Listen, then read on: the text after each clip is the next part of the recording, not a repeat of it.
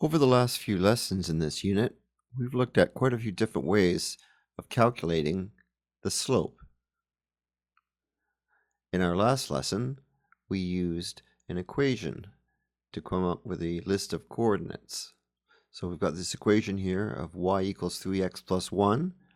Let's plug in these x values to create a list of y values, which will give us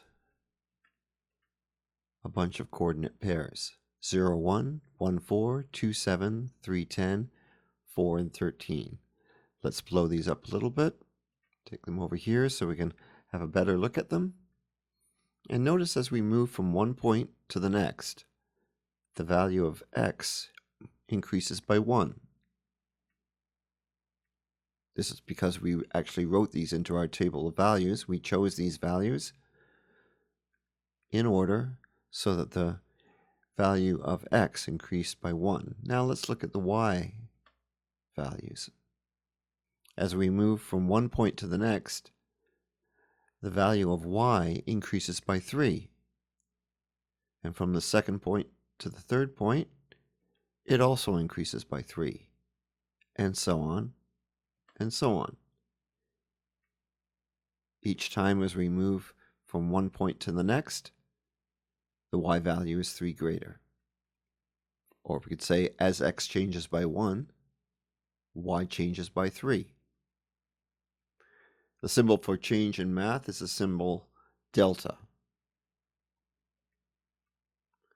And looking back at our definitions at the top of the page, we can state that the change in y over the change in x is equal to our slope.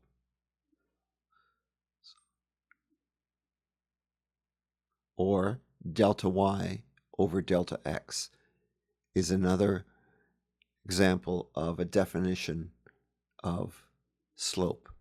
Rise over run is one that we've worked with before.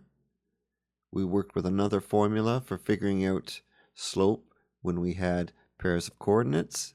And now we have one more means of calculating slope: delta y over delta x. And we can use that when we have a pair or more of coordinates.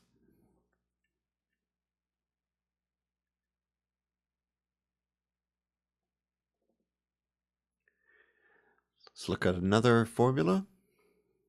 Y equals negative 3x plus 4.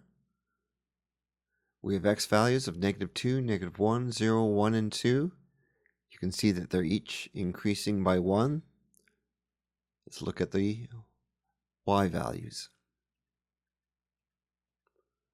Quickly plug them in.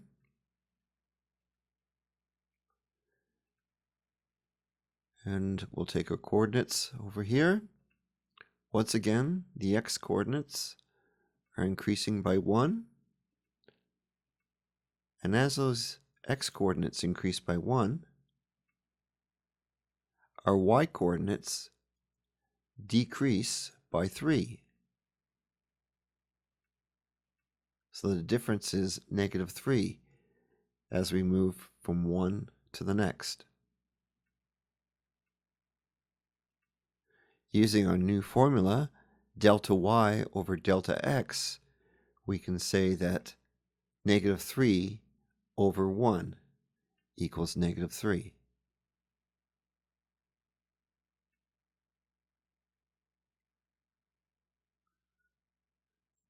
There's what our graph looks like for 3x plus 1.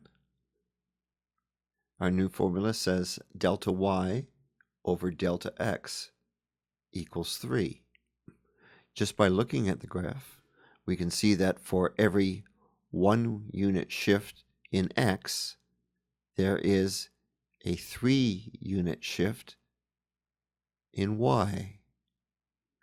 1 shift in x, 3 shift in y. 1, 3, 1, 3.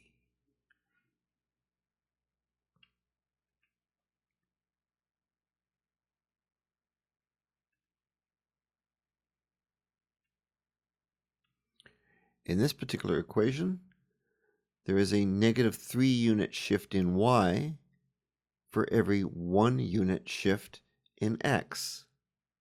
So if we plug that in as delta y over delta x, we could say negative 3 over 1, which will give us a slope of negative 3.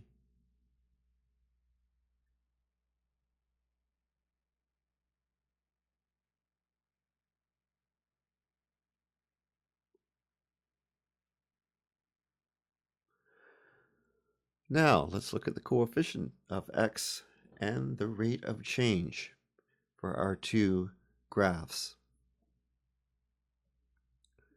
In this first graph, the coefficient of x is negative 3. Tells us that the slope is negative 3. Here in this particular equation, y equals 3x plus 1, the coefficient of x is 3. Therefore, the slope is 3. This is one of the easiest ways to determine slope when you're given the equation ahead of time. Okay, here's an example of the change in x being 1 and the change in y being 6. So using our new equation, delta y over delta x, we can say that our slope is 6 over 1, which simplifies to 6. Now, in order to be able to use these equations to easily figure out what our slope is, they have to be in a very specific form. They have to be in this y equals mx plus b form. If we look at the first example, y equals negative 3x plus 7, it is in mx plus b form. So therefore, it's very easy to figure out that the slope of this equation is negative 3. Looking at the next example, we've got the x variables and the y variables on the same side. We have to make a few modifications to this and put it into y equals mx plus b form in order to be able to easily figure out what our slope is. So we isolate y, we keep it on the left-hand side, we take the negative 2x to the other side of the equation where it becomes a positive 2x. Now, this equation is in mx plus b form, and now we can just take the coefficient of x, and this will tell us that our slope is 2. Our third example is a little bit more complicated. Once again, we have to get the value of y isolated on the left side and the x value and the b value on the right side. So in this equation, we'll take the negative 3x and put it on the other side where it becomes a positive 3x. And now we have y equals 7x plus 3x plus 2. We can simply add the two x's together to give us 10x. Now we have it in a form that we can use. This is, again, the y equals mx plus b form. And in this case, the coefficient of x is 10. Therefore, our slope is 10.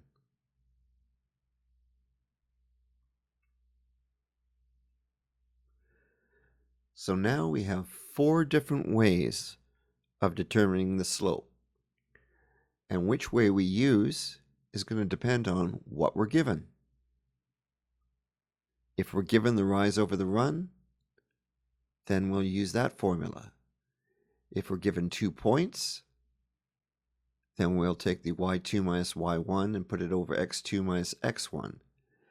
If we're given a table of values, we'll need to look into what the change in y is for every change in x. And if we're given an equation in y equals mx plus b form, then we simply have to take the x coefficient to determine what the slope is. So let's look at examples for each one. Here's one where we're given a graph. What we need to do here is we need to count the number of units moved in the x compared to the number of units moved in the y. So here we have 1 unit over in x, 3 units over in y. Our rise is 3, our run is 1,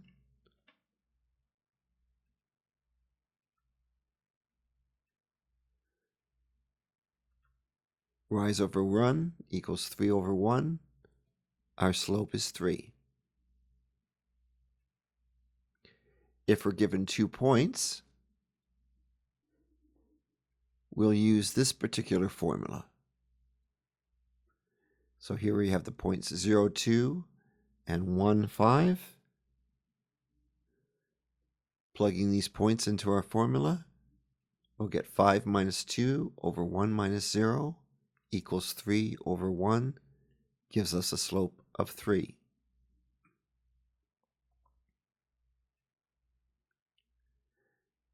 In this example, we're given a table of values. Looking at our little chart over here, we see that we need to figure out what the change in y is over the change in x. Well, we can figure out what our change in x is. -2, -1, 0, 1, 2. For every 1 unit change in x, we need to compare that to what our unit change in is y. So here we have a y value of -4. Our next y value is 3 greater. Our next y value is 3 greater than that, and so on and so on. So if we use this delta y over delta x, we can say that for every change in 1,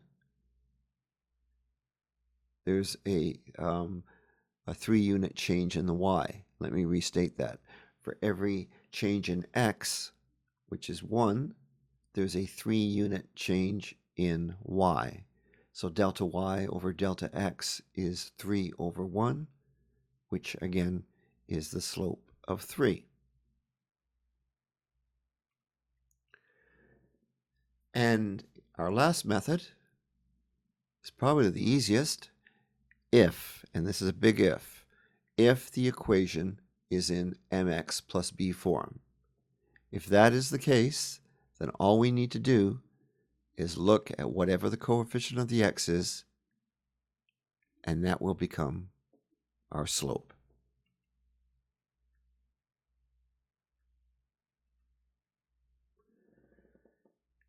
In these last 4 examples,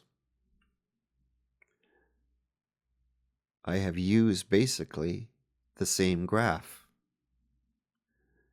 Whether it was using 2 coordinates, or rise over run, or delta x, y over delta x, or the equation, all of these last examples were of the same slide. So once again, you can use each of these methods depending on what you are given.